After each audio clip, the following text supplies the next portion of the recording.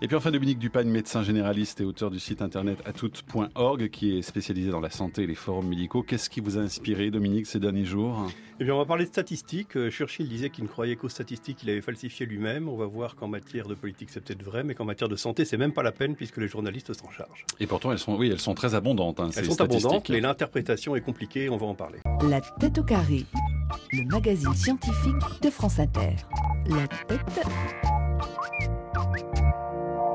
Avec les grosses têtes au carré, Dominique Leglu, François de Singly et Dominique Dupagne, médecin généraliste, auteur du site internet atoute.org. C'est un site spécialisé dans la santé et les forums médicaux.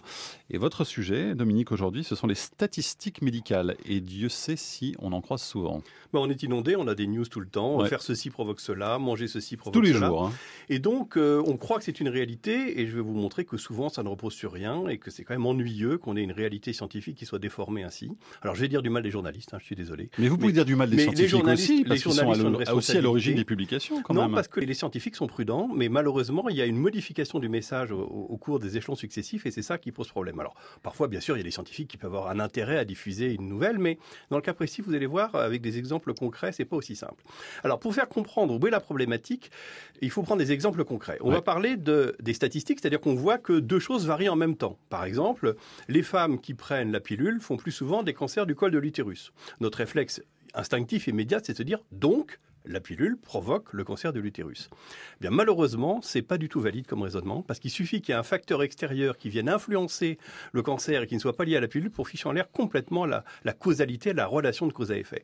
Dans le cas précis de cet exemple, ce qui donne le cancer de l'utérus, c'est de faire l'amour. C'est-à-dire que comme c'est dû à un virus et que c'est transmissible par voie sexuelle, plus vous avez de relations sexuelles, plus vous avez de chances d'avoir un cancer du col de l'utérus. Et comme les femmes qui prennent la pilule ont plus de relations sexuelles que celles qui n'en prennent pas, eh bien, c'est pas du tout la pilule qui est en cause, c'est la relation sexuelle. Donc, vous voyez qu'à partir de cette statistique brute, on peut avoir finalement une fausse information et attribuer une responsabilité à la contraception vis-à-vis du cancer du col qui n'est pas la bonne. Oui, mais cette information, ce ne sont pas les journalistes qui la créent. Absolument.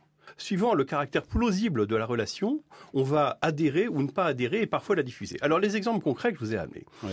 Le premier, c'est avant-hier, quand j'ai décidé de venir, ce n'était pas encore publié, mais c'est sorti, une publication dans Le Monde qui nous dit « Si c'est bon pour le moral, c'est bon pour le cœur » et on apprend que le chocolat est un remède miracle pour les problèmes de cœur. Et il est écrit « L'hypothèse est désormais scientifiquement prouvée, plusieurs études, etc. » Donc, manger beaucoup de chocolat protège des maladies cardiovasculaires. Comme le rire d'ailleurs, on avait la même chose hier dans Le Parisien. Voilà. C'était la Alors, même chose. Est-ce que c'est le fait de rire qui protège de la maladie ou est-ce que c'est le fait d'avoir le cœur à rire qui fait qu'on est peut-être plus protégé des maladies? Ça, c'est un autre problème.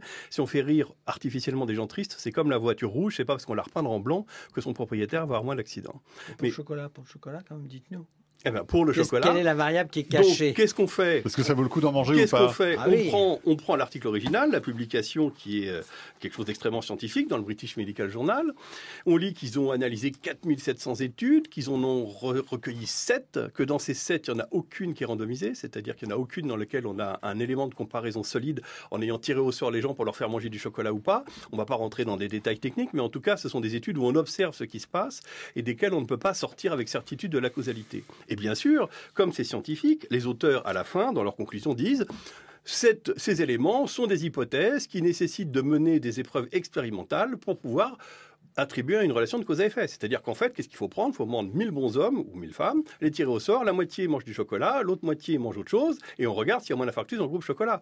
Parce que honnêtement, le fait de manger un truc gras et sucré qui va diminuer l'infarctus, comme ça, instinctivement, c'est pas complètement parlant. Donc il faut juste lire l'étude jusqu'au bout. Mais vous ne pouvez pas. Mais je dis simplement aux journalistes, attention, ce n'est pas parce que vous avez un package qu'on vous remet, un dossier qu'on vous remet dans un congrès de cardiologie, parce que ça a été évoqué, dans lequel le chocolat est présenté comme salvateur pour le cœur, que c'est forcément vrai. La relation de cause à effet, c'est vous qui la faites, elle n'est pas dans la publication initiale.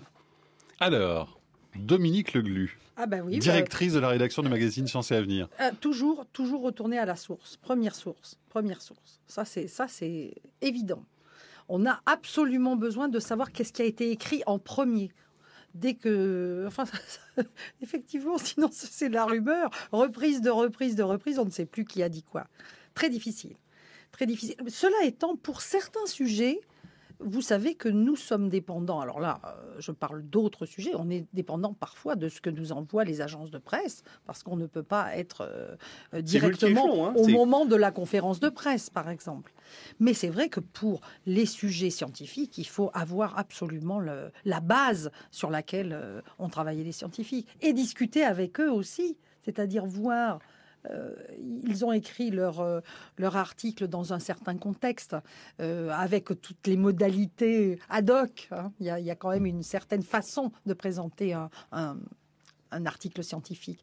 Ensuite, il faut voir, il faut discuter avec eux, il faut leur dire jusqu'où pensez-vous que... Enfin, c'est il dans y a la les conclusion. nuances. C'est dans la conclusion. S'il y a plus une souvent. conclusion, ça, là, Mais, c'est clair.